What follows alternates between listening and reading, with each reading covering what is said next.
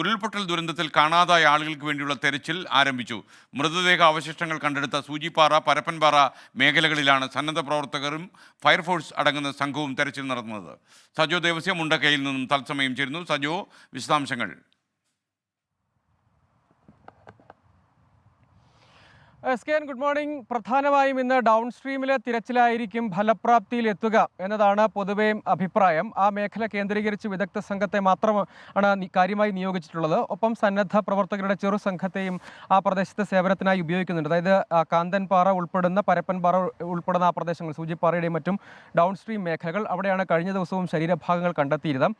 ഞാൻ നിൽക്കുന്നത് ഇതിൻ്റെ ഏറ്റവും മുകൾ ഭാഗത്തോട് ചേർന്ന പ്രദേശമാണ്. അതായത് മുണ്ടക്കൈ, പുഞ്ചിരിമട്ടം ഉൾപ്പെടുന്ന മേഖലയാണ്.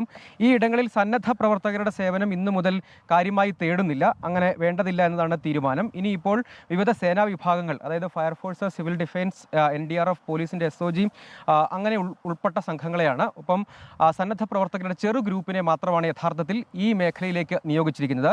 ഇനിയിപ്പോൾ അങ്ങനെ വലിയ വിപുലമായ തിരച്ചിൽ, വലിയ സന്നാഹത്തോടു കൂടിയുള്ള തിരച്ചിൽ ആവശ്യമില്ല. പകരം സൂചനകൾ ചൂണ്ടിക്കാണിക്കുന്ന ഈ മേഖലയിലെ പ്രദേശവാസികളായിട്ടുള്ള ഇങ്ങോട്ടേക്ക് എത്തുന്ന ആളുകളും മറ്റും ഇതിനകം ചൂണ്ടിക്കാണിച്ചിട്ടുള്ള സൂചന ഉൾപ്പെടുന്ന പ്രദേശങ്ങളിൽ യന്ത്രസഹായത്തോടു കൂടിയുള്ള തിരച്ചിൽ, ഒപ്പം വിവിധ ചെറു ഗ്രൂപ്പുകളായി തിരിച്ച് ഓരോ പ്രദേശങ്ങളിലേക്കും അയച്ച് അവിടെ ഏതെങ്കിലും തരത്തിൽ സംശയകരമായ സാഹചര്യമോ സ്ഥലമോ ഐഡൻറ്റിഫൈ ചെയ്താൽ അങ്ങോട്ടേക്ക് യന്ത്രസഹായം ആവശ്യമുണ്ടെങ്കിൽ അവ കൂടി എത്തിച്ച് തിരച്ചിൽ നടത്തും. അതേസമയം ജനകീയ തിരച്ചിൽ എന്ന സ്വഭാവത്തിൽ നടത്തും. പക്ഷേ കഴിഞ്ഞ ദിവസങ്ങളിൽ വ്യത്യസ്തമായി സന്നദ്ധ പ്രവർത്തകരുടെ വിപുലമായ സാന്നിധ്യം ആവശ്യമില്ല എന്ന് അതാത് സന്നദ്ധ സംഘടനകളെ അറിയിച്ചിട്ടുണ്ട് അധികൃതർ. അവരുടെ ചെറു ഗ്രൂപ്പുകളെ മാത്രമാണ് ആവശ്യപ്പെട്ടിട്ടുള്ളത്. അവർ ഇതുവരെ നൽകിയ സേവനം വിലമതിക്കാനാകാത്തതാണ്. അപ്പോഴും ഇനി അങ്ങോട്ടേക്കുള്ള തിരച്ചിൽ പ്രക്രിയ കുറെ കൂടി വൈദഗ്ധ്യമുള്ള ആളുകളെ നിയോഗിച്ച്, പ്രത്യേകിച്ച് വളരെ ദുർഘടമായ പ്രദേശങ്ങളിലടക്കം, തിരച്ചിൽ മുൻപ് വലിയ തോതിൽ നടക്കാൻ സാധിക്കാതെ പോയ ഇടങ്ങളിലടക്കം കുറച്ചുകൂടി വിദഗ്ധരായ ടീമുകൾ, പ്രത്യേകിച്ച് NDRFിൻ്റെയും ഫയർഫോഴ്സിൻ്റെയും ടീമിനെ, 60 അംഗ സംഘത്തെയാണ് ഡൗൺ സ്ട്രീമിലേക്ക് നിയോഗിച്ചിരിക്കുന്നത്. അങ്ങനെ വിവിധ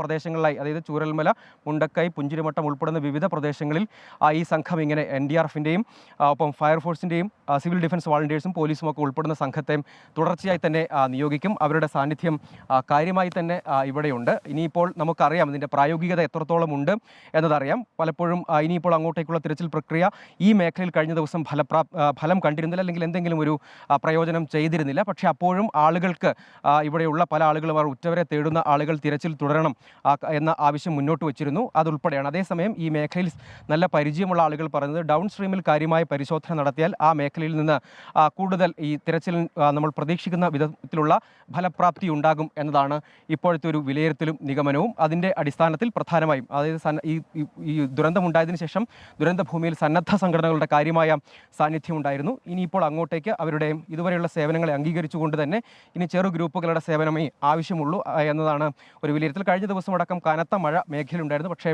മഴ ഇപ്പോൾ മാറി നിൽക്കുകയാണ്. അത് തിരച്ചിലിന് ഏതെങ്കിലും തരത്തിൽ കഴിഞ്ഞ ദിവസത്തേതുപോലെ തടസ്സമുണ്ടാക്കുന്നില്ല എന്നതാണ് ഒരു കാര്യം. ഒപ്പം ഈ മേഖലയിലേക്ക്, ഈ ക്യാമ്പുകളിലും മറ്റും കഴിയുന്ന ആളുകളൊക്കെ അവരുടെ വീടുകൾ തേടിയും ഒക്കെ വരികയും അവർ തിരച്ചിൽ നടത്തണമെന്ന് ആവശ്യപ്പെടുന്ന സ്ഥലങ്ങളും ഒക്കെയുണ്ട്. അത്തരം ആളുകൾ കൂടി ഇങ്ങോട്ട്, കഴിഞ്ഞ ദിവസം ഏതാണ്ട് ഒരു 2000-ഓളം പേർ ഈ തിരച്ചിലിൻ്റെ വിവിധ സന്നദ്ധ സംഘടനകളും ഒപ്പം ഇങ്ങോട്ടേക്ക് എത്തിയ ആളുകളും നാട്ടുകാരും ഒക്കെ ചേർന്ന് ഒരു 2000-ഓളം പേർ തിരച്ചിലിൻ്റെ ഭാഗമായിരുന്നു. ഇന്ന് പക്ഷേ അങ്ങനെയല്ല. വിപുലമായ തിരച്ചിൽ എന്നതിന് പകരം സംശയമുള്ള സ്ഥലങ്ങൾ കേന്ദ്രീകരിച്ചുള്ള പ്രത്യേക സംഘത്തിൻ്റെ തിരച്ചിലാണ് പുരോഗമിക്കുന്നത്. SK. ഓക്കെ, സജോ ദേവസ്യാണ് വിവരങ്ങൾ നൽകിയത്. റഹ്മത്ത് ബീവി ഒരു കാര്യം പറഞ്ഞിരിക്കുന്നു, അതിൽ ചെറിയൊരു സത്യാവസ്ഥയുണ്ടെന്നാണ് എനിക്കും തോന്നുന്നത്. യൂട്യൂബ് റീച്ച് കൂട്ടാൻ വേണ്ടിയാണ് മുല്ലപ്പെരിയാർ കൂടുതൽ സെൻസിറ്റീവും നെഗറ്റീവും ആക്കി മാറ്റുന്നത്. മുല്ലപ്പെരിയാർ പ്രശ്നമുണ്ട്, ആ ഡാം പുതുക്കി പണിയുകയും വേണം. എന്നാൽ നിങ്ങൾക്കറിയുന്നില്ല, ഈ ഗൂഗിൾ എന്നുള്ള കമ്പനിയിൽ നിന്ന് യൂട്യൂബിൽ കൂടുതൽ ഉണ്ടാക്കി കഴിഞ്ഞാൽ അതിനനുസരിച്ചാണ് ഈ വരുമാനം ലഭിക്കുക. അപ്പോൾ വീട്ടിൽ നിന്ന് നല്ല വരുമാനം ഉണ്ടാക്കാൻ പറ്റിയ പരിപാടിയാണ്. അപ്പോൾ ചില വളരെ ചെറിയ വാർത്തകളൊക്കെ വളരെ സെൻസിറ്റീവ് ആക്കി മാറ്റി കൂടുതൽ ആളുകളെ തലക്കെട്ടൊക്കെ വളരെ തെറ്റിദ്ധരിപ്പിച്ചിട്ട് റീച്ച് കൂട്ടാൻ ആളുകൾ ശ്രമിക്കുന്നുണ്ട്. മുല്ലപ്പെരിയാറിലും അങ്ങനെ ശ്രമിക്കുന്നുണ്ടോ എന്ന് സംശയിക്കാൻ ഒരുപാട് ന്യായങ്ങളുണ്ട്. നമുക്ക് നോക്കാം.